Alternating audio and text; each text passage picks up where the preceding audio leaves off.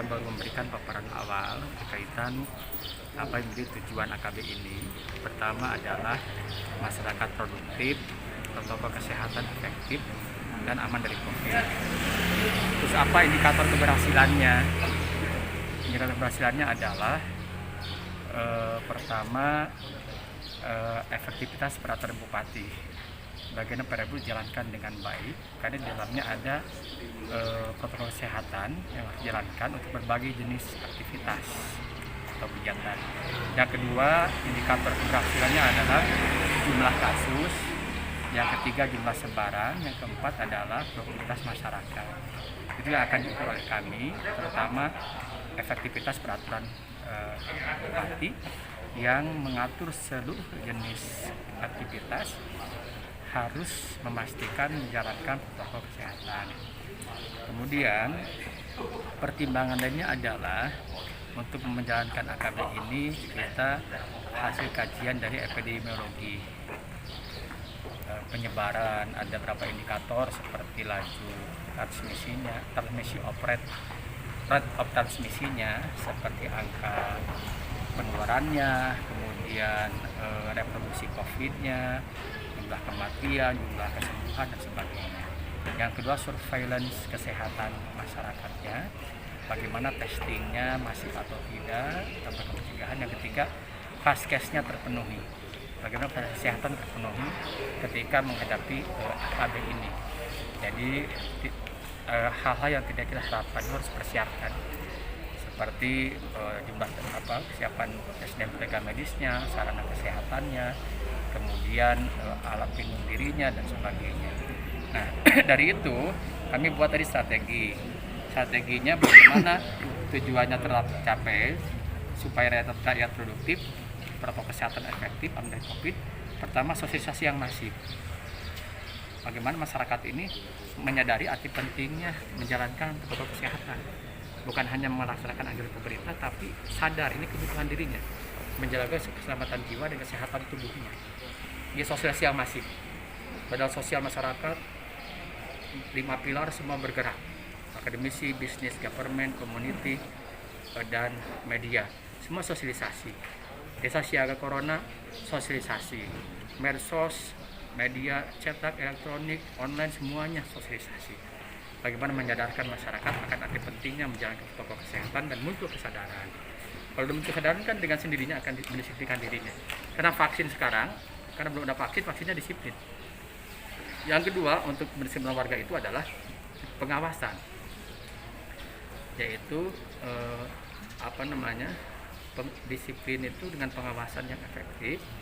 Kami lakukan ada man-to-man marking, ada zone marking berlapis. Seperti apa pengawasannya? Pertama, dilakukan oleh Satgas Covid di tempat aktivitas itu sendiri yang dibutuhkan oleh setiap jenis aktivitas tadi. Rumah tempat wisata buat Satgas, tempat ibadah buat Satgas. Itu harus memastikan Satgas Covid itu memastikan bahwa prokes berjalan efektif di tempat itu. Yang kedua, kami menyiapkan aparat TNI, Polri, dan Satpol PP di titik-titik keramaian. Itu statis sifatnya. Yang ketiga, ada Satgas penegakan disiplin. Ini mobile, ada 2 tim. Di dalamnya ada TNI, Polri, dan Satpol PP mobile untuk mendisiplinkan warga. Misalnya untuk tidak ada kerumunan, pakai masker, jaga jarak, cuci tangan, dan sebagainya. Nah, udah itu kemudian man-to-man markingnya, setiap SKPD mengawasi langsung binaannya. Seperti SKPD di Separpura mengawasi tempat wisata, Indakop mengawasi pasar. Itu man-to-man marking. Jadi setiap SKPD sesuai dengan fungsinya mengawasi bidangnya. Nah, kemudian zona markingnya, Forkopimda bagi tugas mengawasi berbagai kecamatan, ada Forkopimcam dan ada Desa Siaga Corona. Itu yang kedua, mendisiplinkan warga itu dengan cara ini, pengawasan. Yang ketiga, JPS-nya harus segera dicairkan pada masyarakat. Tahap 1 hampir selesai, tahap 2 sudah mulai sekarang dibagikan.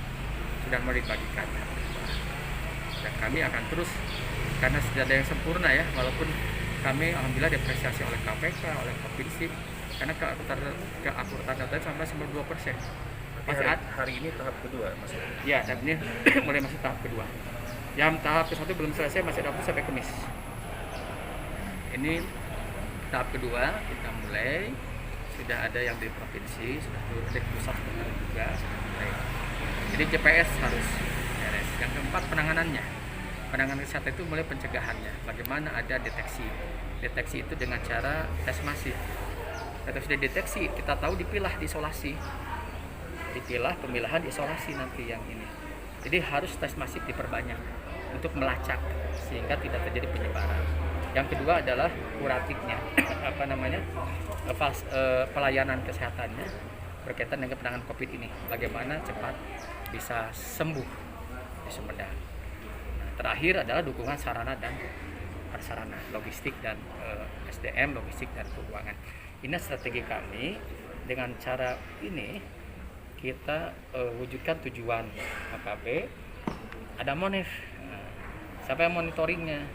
Kami akan terus turun. Karena kalau kerja ke lapangan, pimpinan banyak ke lapangan, saya dengan Forkopimda, banyak lapangan, orang akan terus membiasakan diri untuk disiplin dalam hal ini. Termasuk aparat pun.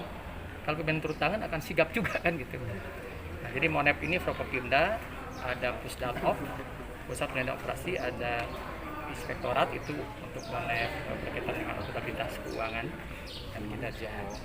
Kemudian ada Desa Siaga Corona. Jadi Forkopimda, Forkopimda dan Desa Siaga itu Monep juga.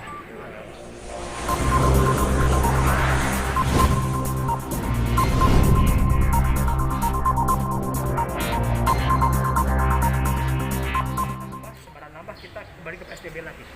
Yang tidak kita harapkan. Jadi mending ketat menjalankan kesehatan dan disiplin. Itu kuncinya. Sejauh bawah pantauannya bagaimana? Saya lihat ini baru pertama. Dari sisi penggunaan masker sudah mulai bagus. Kalau saya lihat secara sepintas ya, walaupun belum bisa mewakili karena nanti evaluasi akan lebih lengkap. Mungkin 90%-an sudah pakai masker lah. Masyarakat Sumedang ini pantauan saya. Kedua, sistem pakai sabun sudah mulai.